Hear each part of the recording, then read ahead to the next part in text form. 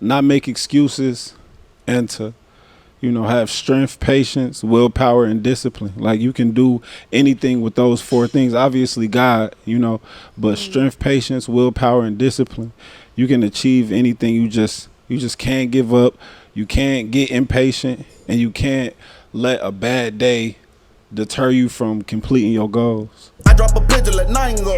We slap with the fake glass and white go. This only happens in Ohio. Thank you so much for coming. I'm happy to be here, Yeah. for sure.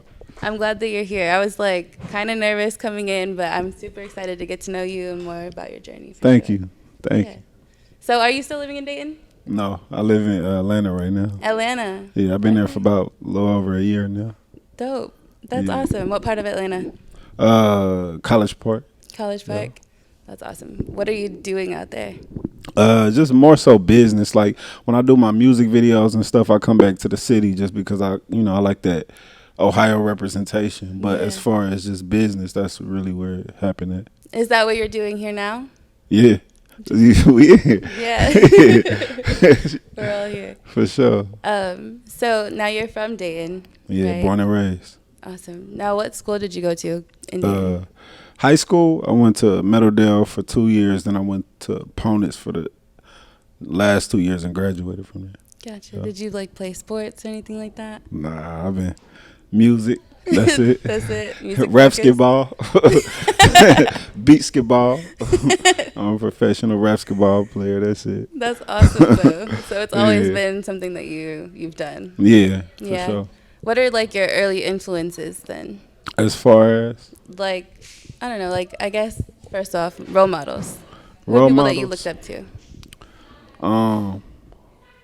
When I started rapping, I was looking up to my older cousin. He the one that got me started. Because he was just around me. He was living with us at the time, and he had a lot of girls and money, stuff that I had never really seen.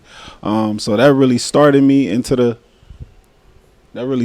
as far as being influenced. But then, as far as as I kept going, I say over time it was just the whole culture. I'm just a fan of hip hop, period. So old school rap, new school rap, I'm just a fan of it all. That's awesome. Yeah. Now, did anybody in your family ever do music professionally? Professionally, I mean, not that I know of. I think I got some aunts that used to tour back in the day, but I don't know too much about it. Yeah. Yeah. And then, musically, what were your influences? Musically? Or who? Yeah, who? Yeah. It's I'm a student of the game, so it shifts so much. So, early on in the hip hop area, I was a big Cassidy fan. I was a Ludacris fan, and then even I like Eminem too, more so for the wordplay aspect of it. But Rakim, a lot of old school hip hop. But then as time progressed, I just kind of moved with the times as well. But then I'm more so a fan of music all around. So I like country. You do? Yeah. Okay. So it's just it's broad. Yeah. That's kind of an Ohio thing too, I feel like. What's that? Country music? Maybe. I don't know. I'm the only one I know. I think so. I feel like more people up here like country music than anywhere I've ever been. For sure. Yeah. Where you from? So I'm from Toledo area, okay. up that way, Defiance. Yeah. It's a small town. Word. But I did live in Dayton. I went to school at Wright State. Period. West Side, Salem, Prescott, Otterbein. Talk that talk, for sure. Right. What side of Dayton are you from? The West Side. West Side? Yeah. So talk to me a little bit about, I guess, what does it take to be great in the industry? What have you learned so far? Really, I would say I feel like it's a space always a space for something new. You know what I mean? Mm-hmm. So my mom always told me dare to be different. And And when you think different, you automatically sometimes think like, what else can I do like that's abnormal? But it's really more so you were born different. Everybody was born different. So being yourself and genuinely yourself, not like yourself the way people perceive you to, you know how everybody create like a shell of who you want to be. Yeah. But I mean genuinely like what you like. Like I said, I like country music, so I would incorporate that type of stuff into my music. Or I like, you know, a lot of different things, my experiences, and I share that. So I think to be great, you have to be authentic and dare to be different. Right. That's Yeah. amazing. Yeah. Appreciate it. And I know like you started doing music video work, right? Didn't you? Yeah. So Yeah. talk about your journey. What was it like for you, I guess, being a creative? Yeah, so that's really like, it's something my pops taught me. So when I was probably about 12 years old, he paid for me to go to a studio. I think it was like $50 for like an hour. And and when we left, he was complaining like, bruh, you know, I just spent $50 at this studio and the sound quality, the quality was trash. He was like, bruh, for all that, you could have your own studio. And then he sparked something and he said that like, you should build your own studio. So that's what we did, and I invested in a studio at that age, and then I was saving up for a music video. Years later, it was like $700. I had like 300. He was like, "How much is a camera?" And that type of, you know what I'm saying? It registered like, bruh, I can actually do this myself. So I cut out the middleman and I practiced and did that stuff so that I could be an artist. And I was, you know, and along that, I picked up skill sets. You know, audio engineering, graphic design, videography, and I think. You know, learning those skills is kind of what set me apart a little bit, because now I know every aspect to, you know, how to perfect my craft. Right. Yeah. Do you think that it's important, I guess, as an artist to be versatile in the industry? Versatility is important, but also just knowing your lane, knowing who you are, because you don't force versatility, you know what I mean? But if you have something else in you, explore it. Yeah. Right. For sure. That's dope. Yeah. Which it just reminds me though, because your music, there's a lot of substance in everything that you talk about, like Impossible Game, super deep. Are there like personal experiences that you've gone through that inspires those kind of lyrics? Yeah, so like I said, when I first started rapping, it was like because my older cousin was rapping and he was like, you know, he had girls and money and stuff that I hadn't seen. So it started off just like shallow, like for the reason that most people start rapping. But then over time it became like therapy, you know. It became the thing that I had to go to when I felt like I didn't have nobody else to go to, and I turned to music early on as an emotional release. So with that being said, now as it's starting to grow, people are really getting to see my experiences. They're getting to see the people around me's experience. Like they're seeing like a raw, unfiltered version of what I go through. That's what it is. That's what my music is. That's awesome. So what is your, like, what message are you trying to get across to your fans? You know, with each song, it's a different message, but I think the underlying tone of my whole career, I just really want to express to not make excuses and to, you know, have strength, patience, willpower, and discipline. Like you can do anything with those four things. Obviously, God, you know, but strength, patience, willpower, and discipline. You can achieve anything. You just can't give up. You can't get impatient, and you can't let a bad day deter you from completing your goals. Yeah. Yeah. Do you have any like habits or like routines that help you stay grounded? Yeah. Of course. Definitely keeping a strong relationship with God. Like that's first and foremost, because a lot of stuff I would like to tell you that willpower and discipline was the reason I got this, but it really don't be that. Like it'd be like I pray for something and then it happened. I remember one time I was doing everything I could. I was going so hard. I was took a learning course on trying to become an artist, and I felt like nothing was happening. This is way before I ever went viral or anything. And then I prayed. I ended up crying because I wanted to be successful that bad. I was crying.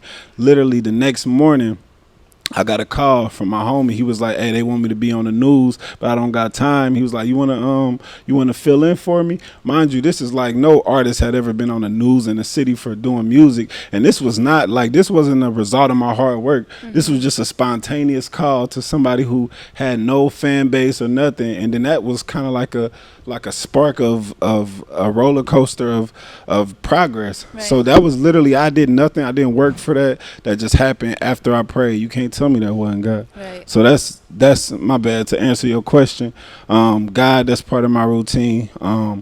I get up 5 a.m. every day. You know what I'm saying? I read Bible, and like I said, strength, patience, willpower, and discipline. Yeah. Yeah.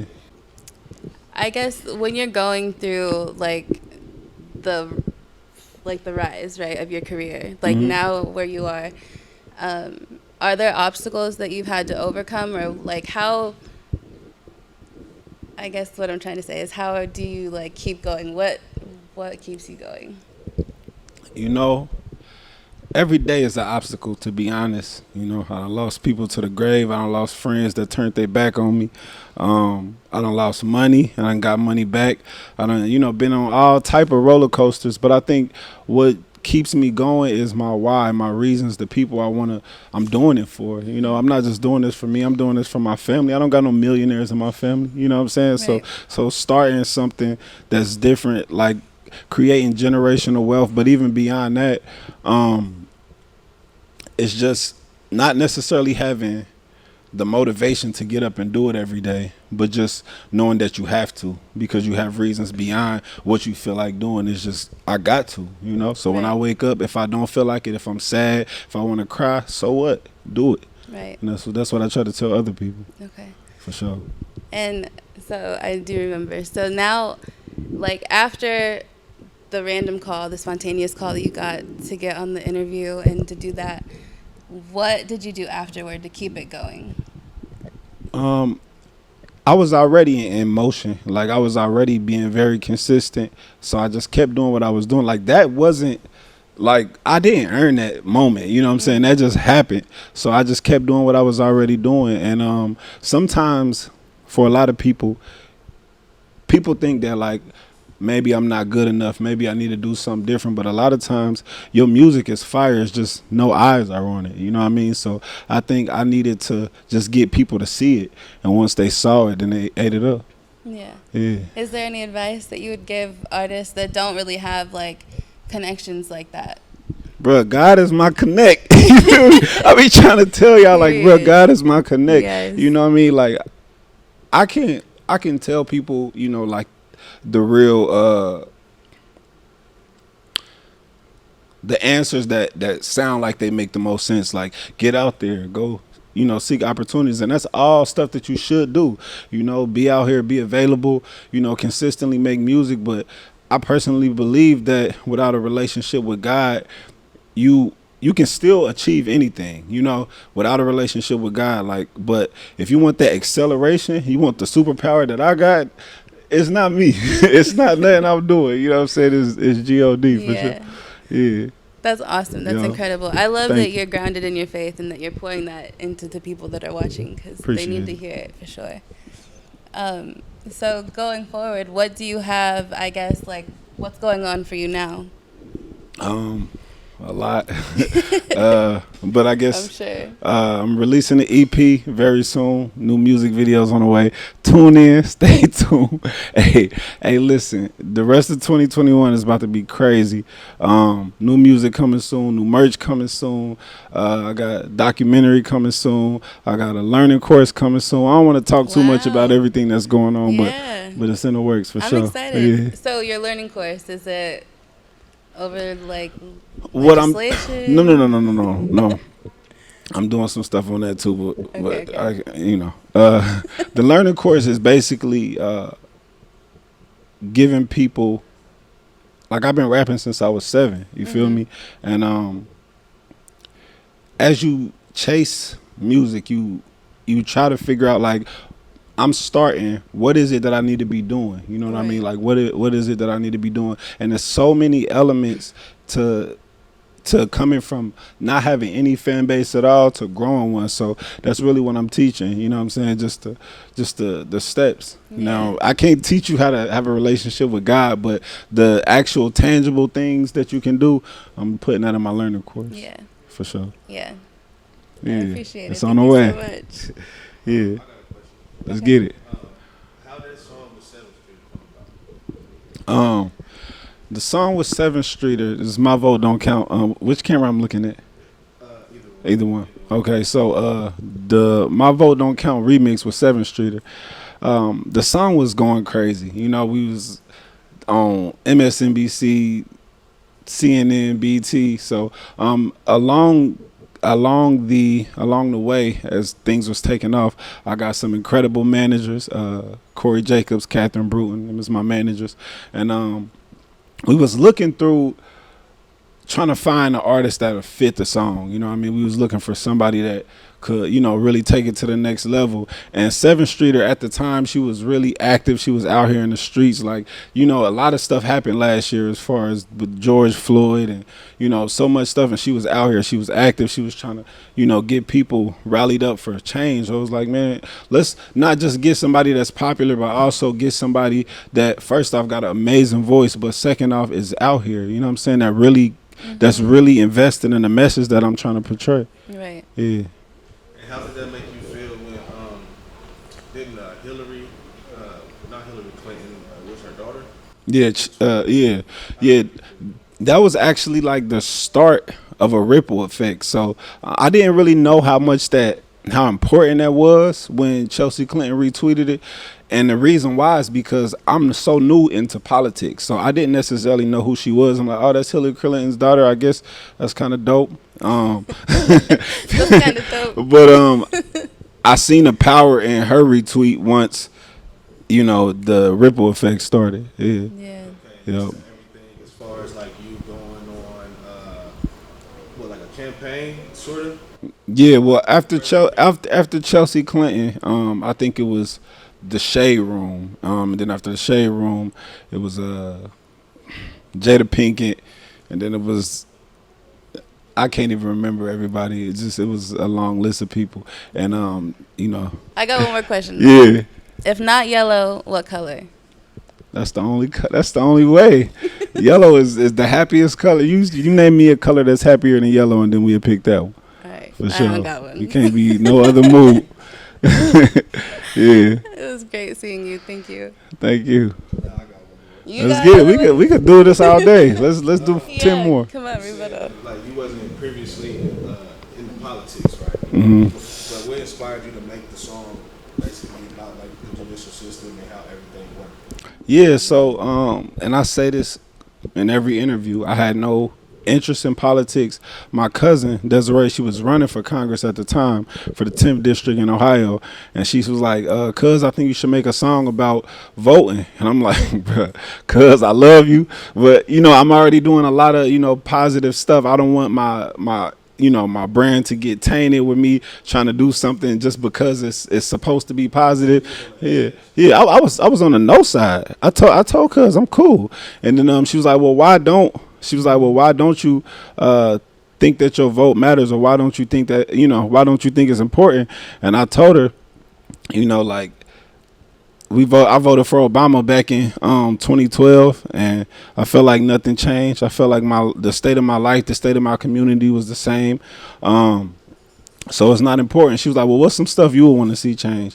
And I told her, like as far as what? She was like, just in your community. I started naming them, you know, like I was like, the potholes in the street is crazy. You ride down Salem Avenue, you know, ain't nobody fixing that. And then she was like, well, you know, it's an infrastructure bill that can be passed through the Congress, or a transportation bill that can be passed that can get that stuff expedited. And I was like, so you mean they can fix it faster if we vote for Congress? And she was like, yeah. And she broke the whole thing down to me in the exact same way that I broke it down in the video. She broke it down to me. And when I tell you, I had this wake up moment, and this was over the course of months, because she kept, you know, kind of like bringing it back up to me. I'm like, I'm going to do the song, but I didn't necessarily get it. It was a wake up moment. It was one day I was like, wait, cuz, so you mean to tell me that if we vote that this and this can change, and all of this stuff is is the way that it is simply because my community don't vote. So if we was to get up and do that for Congress and for the local government, we could change this stuff. And she was like, yeah, you could start seeing changes immediately.